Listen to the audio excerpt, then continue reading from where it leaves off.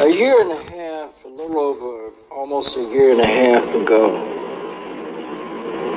because of all the thousands of people that I've met over my years, conversations with people that look like African American people. And when you really get down to the nit and the grit of it and ask them, what's your ancestry? Oh, my grandma was a Cherokee, or my great-great-grandfather was, I think he was a Seminole. You know what, brother? If you were to walk into any mosque in America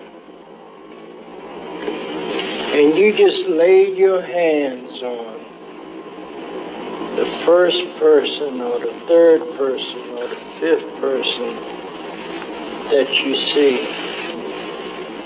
you realize that you're laying your hands on a Native American? I believe there were only 8% of the slaves that came to America. So, how is it that there are so many more people that they claim are black or African American? I think they got the numbers wrong, because a lot of Native Americans are the ones that they're counting as black folks too. Sundance. One of my dearest friends. I took my wife and my son. My son knew how to go in the wilderness and build a tent where they stayed. I watched my wife. They put a blanket over her arm because she has Indian roots. And they danced. My wife had never danced. But there she was with the women in the circle of the Sioux Oglala Nation. And I watched my wife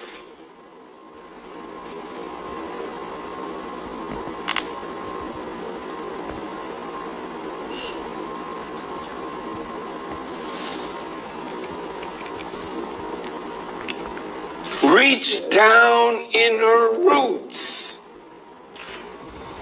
We spoke to a few black Indians to hear their thoughts. One of the biggest issues is this issue of identity.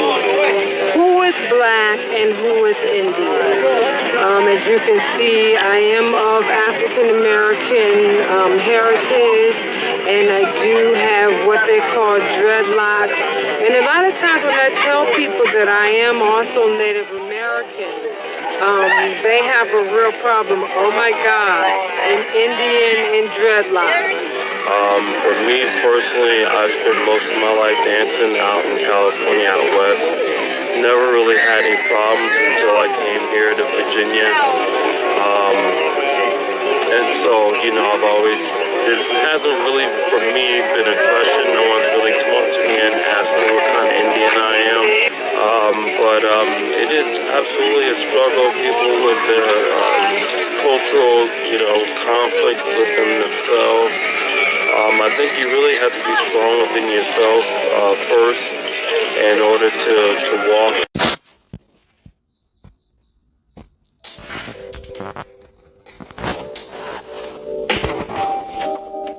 I have covered the topic of black Indians very often as as a Native American journalist and radio show host, and I have found so often a disproportionate amount of understanding for those of white and Indian ancestry and black and Indian ancestry. For example, if I say, I'm Mohawk and Austrian and German, people very rarely question that I'm Native American. This is not necessarily the case with people of African American descendancy and Native American descendancy. They often get questioned, well, you couldn't be, etc., etc. So it's kind of a double standard. At a recent powwow, I was lucky to meet up with some friends of mine, Dr. Erica Coleman, who is Out of the culture that is accepted as being Afrocentric from the other part of this planet really is not. It is indigenous to North America. There was things I was talking about in regards to the way in which we express ourselves, the way we speak to one another, even the concept of us saying yo to one another is really basically coming from the Chalagi or Cherokee of saying oh shio. The way in which we dance, the way in which we walk.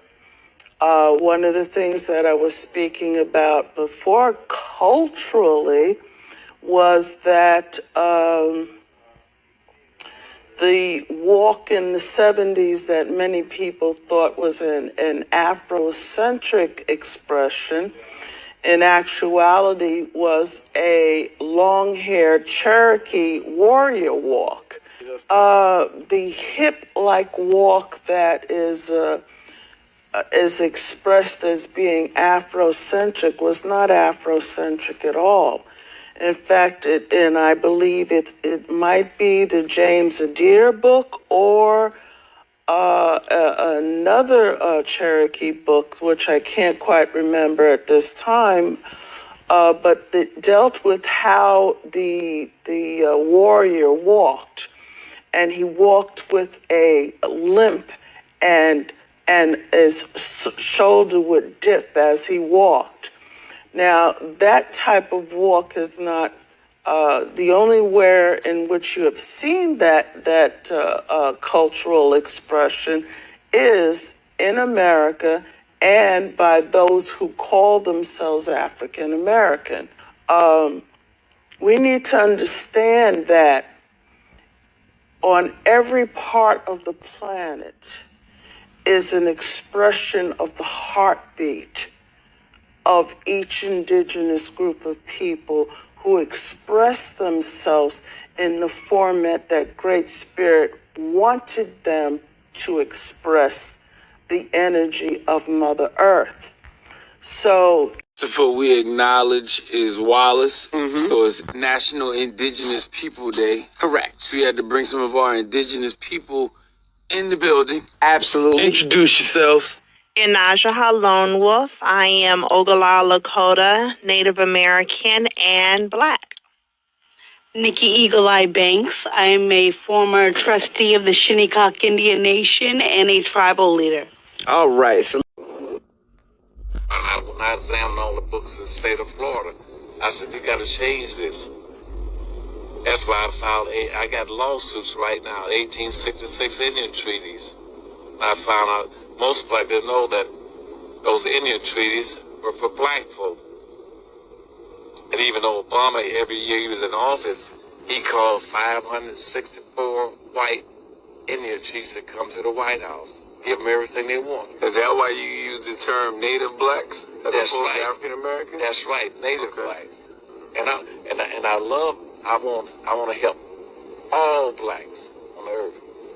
But if you don't use the word Native blacks, you shoot yourself in the head. Gotcha. Just come from Africa. Black people were already in the States. And people gotta do their history to understand black people were already in the States. People don't know that though. They don't get that part. You know? They don't know that Nat Turner was really an Aborigine. That's Australia. That ain't Africa. You can look at Nat Turner and the depictions of him and know he was an Aborigine. He had a different vibe about him. So, people don't really know that not all black people did not come from freaking Africa. Because it's going to be very, very difficult for you to make it in that goddamn ship at the bottom of that goddamn ship for 3 months. When the food get low. Do the math. For real. Do the motherfucking math. Black people did not just come from Africa. Like 75,000 people or something. And she announced that she just had the test and that she was Zulu. So it broke on CNN. I was sitting in my living room minding my own business and said, Oprah Winfrey's a Zulu. So I called Rick Kittles. And I said, Rick, did you tell Oprah she was a Zulu? He goes, no, man. She made that up herself.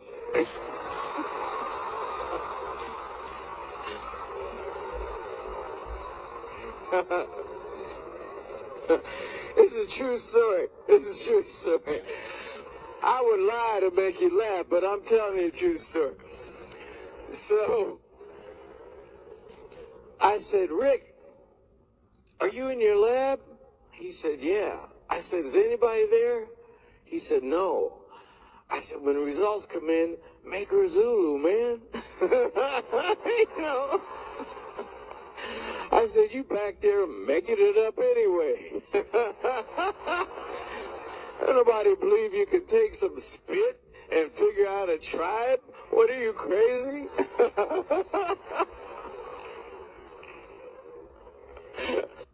Like 75,000 people or something.